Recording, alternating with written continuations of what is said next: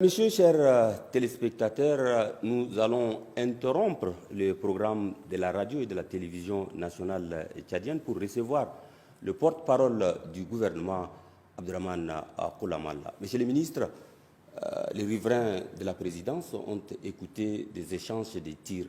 Concrètement, qu'est-ce qui s'est passé?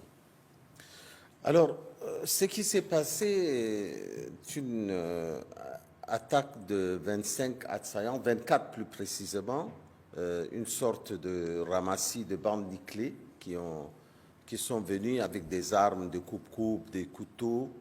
Ils sont venus à bord d'un véhicule qu'on appelle communément Dina. Ils étaient 25 personnes, un ou deux véhicules, l'enquête va le confirmer. Et le véhicule a semblé être en panne devant la présidence. Et comme le véhicule a semblé être en panne dans la présidence, ils sont descendus de façon violente et ils ont poignardé les 4 gardes qui étaient présents. Ils ont tué un et blessé grièvement 2 et un autre est blessé, mais sa vie n'est pas en danger. Ensuite, ils ont pu pénétrer à une courte distance à l'intérieur de la présidence.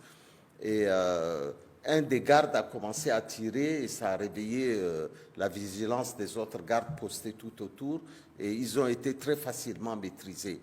Alors, le premier constat qu'on a fait, le procureur de la République donnera des explications plus précises dans les heures qui suivent. On a constaté qu'ils avaient beaucoup d'alcool, des petites bouteilles d'eau remplies d'alcool, on dirait du whisky ou quelque chose comme ça. Et avec un peu de drogue, ils étaient complètement drogués, du moins les survivants. Il y a eu 18 morts de leur côté et 6 surveillants qui sont entre les mains des forces de la justice. Et il semble que ça soit quelque chose d'assez incompréhensible. S'agit-il d'un acte terroriste? Probablement pas. Probablement pas. Ce sont des gens qui viennent d'un quartier de la ville de N'Djamena et je me garderai de donner le nom de ce quartier pour des besoins de l'enquête. Mais il semble que l'acte terroriste ne me paraît pas crédible personnellement, puisque j'étais sur les lieux, mais le procureur de la République communiquera dessus. Mais c'est vraiment un ramassis de pieds nickelés. Ils n'avaient aucune arme de guerre et leur tentative était une tentative désordonnée, complètement incompréhensible. Et je crois que les images circulent déjà sur les réseaux sociaux. Nous nous sommes gardés de les faire diffuser avant que le procureur de la République ne le fasse. Il y a eu beaucoup de spéculation autour, mais je tiens à rassurer l'ensemble des Tchadiens. Le dispositif militaire d'ailleurs autour de la présidence a été levé en grande partie. Il n'y a qu'un dispositif de sécurité très simple qui est là. Nous avons de notre côté perdu une personne, 2 personnes grièvement blessées qui sont à l'hôpital. Le gouvernement joue la transparence la plus totale dans cette affaire. Il n'y a aucune menace. Mais j'ai déjà fait une intervention sur les réseaux sociaux en direct de la présidence et je crois que ça a permis de rassurer beaucoup de personnes. Monsieur le ministre, est-ce qu'on peut savoir leur motivation? Alors franchement, je n'en vois pas de sérieux.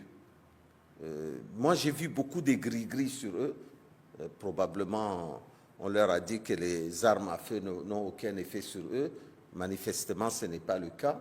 Et franchement, je ne m'hasarderai pas à donner une opinion puisque ça relève de la procédure judiciaire et je me garderai. Je vais simplement jouer mon rôle de porte-parole du gouvernement qui consiste à être transparent avec mes concitoyens.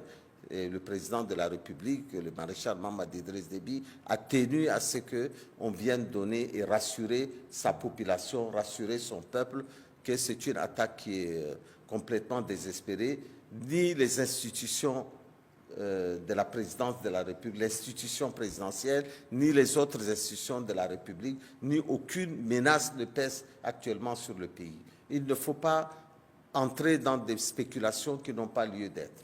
Les réseaux sociaux fusent de partout et diffusent des informations non vérifiées. Qu'est-ce que vous pouvez donner comme conseil aux Tchadiens? Bon, d'abord, c'est quelque chose, s'il n'y a pas de mort, s'apprêterait à sourire, tellement l'acte est désespéré. Mais quand même, il y a beaucoup de jeunes qui sont morts dans cette tentative. Ce sont à première vue des Tchadiens qui parlent l'arabe, qui sont des gens bien identifiés, qui viennent, je crois, d'un quartier du sud de la ville de N'Djamena, mais je n'en dirai pas plus. Mais tout ce que je peux dire à mes compatriotes, c'est de vaquer largement à leurs occupations. Le chef de l'État a tenu à ce que je vienne à la télévision rassurer les compatriotes. Et je crois que tout le monde a compris, hein, le calme est définitivement revenu, mais il nous paraît essentiel quand même de donner cette explication aux Tchadiens qui méritent des explications, parce que c'est quand même la première institution de la République qui a été touchée, et il est important de souligner. Mais il faut saluer quand même la bravoure de nos forces et l'impressionnant dispositif militaire. Moi-même, j'ai été vraiment impressionné quand je suis arrivé à la présidence. Très vite, juste après les coups de feu, je me suis précipité à la présidence et j'ai trouvé un dispositif assez incroyable. On a quand même une bonne armée. On a une très, très bonne armée. Les Tchadiens peuvent dormir tranquilles, dormir sur leur lori et sur leurs deux oreilles. Et notre pays est bien gardé quand même, hein. Félicitations aux forces de défense et de sécurité. Merci, Monsieur le ministre, d'avoir éclairer nos téléspectateurs par rapport à ce qui s'est passé cet après-midi. Merci et désolé de vous avoir mobilisé à cette heure tardive de la nuit et aussi nos compatriotes qui nous... C'est notre travail. Beaucoup.